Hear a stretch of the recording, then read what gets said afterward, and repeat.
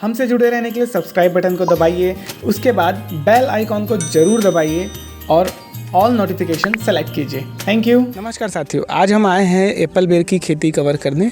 चलिए हमारे वरिष्ठ कृषक से मिलते हैं और एप्पल बेर की खेती के बारे में जानकारी हासिल करते हैं। सर अपना परिचय दे दीजिए सर। मेरा नाम है रामलाल भट्टपैरी, कृषक सिवनी कला कोड़े बोर्ड निवासी हूँ। अच्छा, आज मैं जैविक पद्धति से खेती पर अपना योगदान दे रहा हूँ, जिसमें विभिन्न प्रजाति के जैविक विधि से खेती है। अच्छा। क्या क्या खेती कर रहे हैं सर आप अभी जैविक पद्धति से? ये बता देता हूँ मैं। तरुण भोग है, चावल में श्री राम है, लोकटी माची है, विष्णु भोग है, दुबराज है, दुबराज ट्रांबे है, जीरा फूल है, जवा फूल है, राम जीरा है, हल्दी, अदरक, गन्ना, रागी, जिमीकंद, कुचई, तिल, अरहर, अनार, जाम, आम और तालाब है जिसमें मछली पालन किया हूँ। ड्रैगन फ्रूट है, एप्पल बेर है, पपीता है, मौसम्बी है, आंवला है, नींबू है, चीकू है, केला है। इस तरह से विभिन्न प्रजाति का मैं खेती कर रहा हूँ।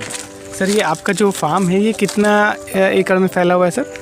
ये फार्म सिवनी कला में है, जहाँ मैं बैठा हूँ वो 40 एकड़ का प्लाट है। अच्छा।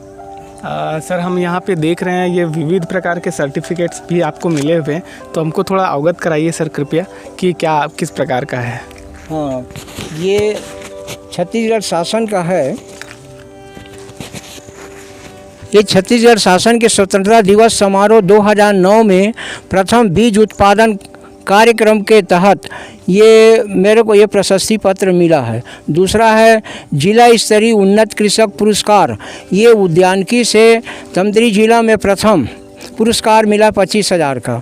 ये राज्य स्तरीय उन्नत कृषक पुरस्कार छत्तीसगढ़ राज्य में प्रथम उद्यानिकी से पुरस्कार मिला 50,000 रुपया।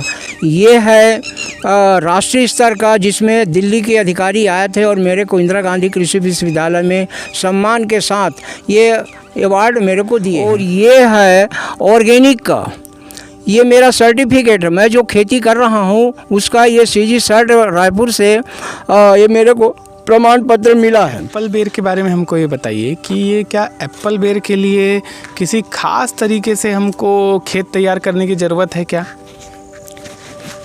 हाँ, एप्पल बेर के लिए मुझे तो महसूस नहीं हुआ कि ख़ास तरीक़ा से मैं खेती करूं।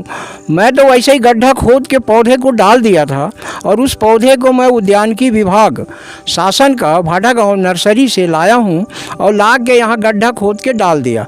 उसके लिए मैं अब अनुभव कर रहा हूं कि मिट्टी कोई भी किस्म का हो, पौधा ज़मीन पे डलना चाहिए, वो उग जाता है। इसमें ये बताइए कि क्या पौधे की भी कुछ लाइफ होती है क्या, कि 2 साल 3 साल तक ही पौधा फल देगा, 5 साल तक, ऐसा कुछ रहता है कि क्या रहता है सर? इसका एप्पल बेर का फल जहाँ 1 साल के बाद आना शुरू होता है, वो पेड़ के रहते तक, जीवित रहते तक के ये फल देता है। अच्छा, और ये आमदनी का अच्छे स्रोत है। अच्छा, यानी ऐसा कोई लिमिटेड नहीं है कि भाई 2 साल या 3 साल ही फल देगा, जब तक पेड़ है तब तक फल देगा सर, है ना? तो सर ये पहली बार जब ये फल देता है तो कितना आ जाता होगा, एक पौधे से कितना उत्पादन होता होगा पहले साल? पहले साल इसका 1 साल में इसका फल आएगा जो 5 किलो से 10 किलो तक आएगा। अच्छा, पहले साल काफ़ी कम आता है सर। फिर अब जैसा फिर वो बढ़ेगा पेड़ तो उसका फल की मात्रा बढ़ेगा, 15 से 20 हो जाएगा, 25 हो जाएगा। इस तरह से हर साल पेड़ बढ़ेगा तो इसका उत्पादन बढ़ेगा। एप्पल बेर का एक पेड़ लगाने के लिए क्या लागत आती होगी? क्या बहुत महंगा है ये फसल है? मैं ये जानना चाहता हूँ सर इस प्रश्न के माध्यम से, लागत कितनी आती होगी सर?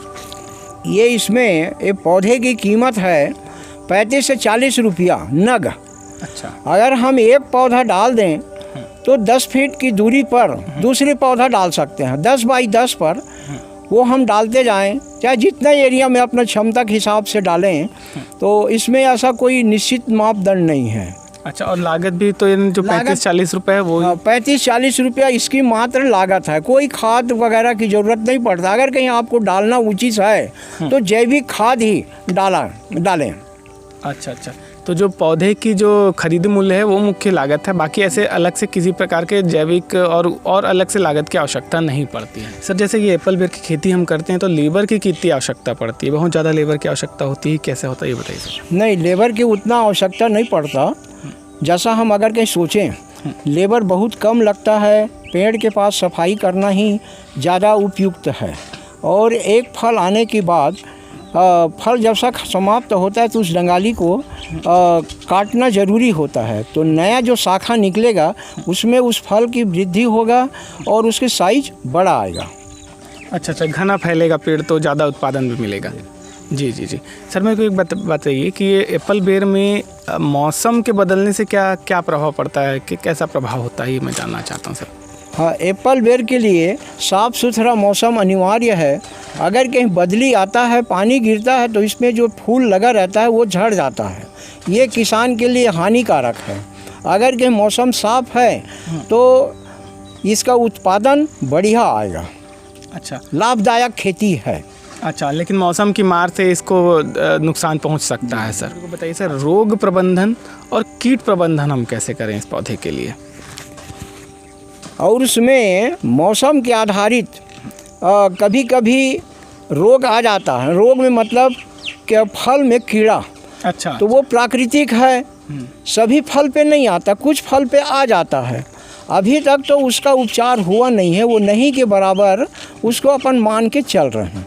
अच्छा, बहुत ज़्यादा से कीड़ा लगना ऐसा नहीं है, सामान्यतः थोड़ा मौसम के मार की वजह से आ सकता है, लेकिन ऐसा बहुत ज़्यादा कीड़ा और ये सारी की दिक्कत नहीं होती है सर। मुझे प्रश्न बताइए कि यदि कोई कृषक बंधु एप्पल बेर की कॉमर्शियल खेती करना चाहे, खासकर हम जहाँ छत्तीसगढ़ में बैठे हुए हैं, ये लगभग मध्य भारत आता है, तो क्या कृषक भाइयों के लिए एप्पल बेर की खेती करना लाभदायक रहेगा कि नहीं? आपका अनुभव क्या कहता है सर? बिल्कुल लाभदायक है, करना चाहिए। मैं किसान भाइयों को निवेदन करूंगा कि आप लोग भी नाना प्रकार के फल के साथ एप्पल बेर की भी खेती करिए और खाइए और लोगों को खिलाइए और आमदनी के लिए आप उसको मार्केट में बेचिए। अच्छा, यानी फ़ायदेमंद है सर। अच्छा, इतनी कीमती जानकारी के बहुत बहुत धन्यवाद सर। धन्यवाद।